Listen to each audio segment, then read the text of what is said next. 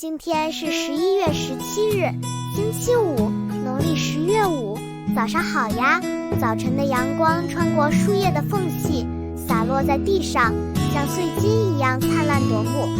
空气中弥漫着青草的芬芳，鸟在枝头欢快的鸣唱，将这个美好的早晨唤醒。在这个美好的早晨，我衷心地祝福你，在寒冷的天气里注意保暖，身体健康，心想事成。望你和家人其乐融融，幸福美满。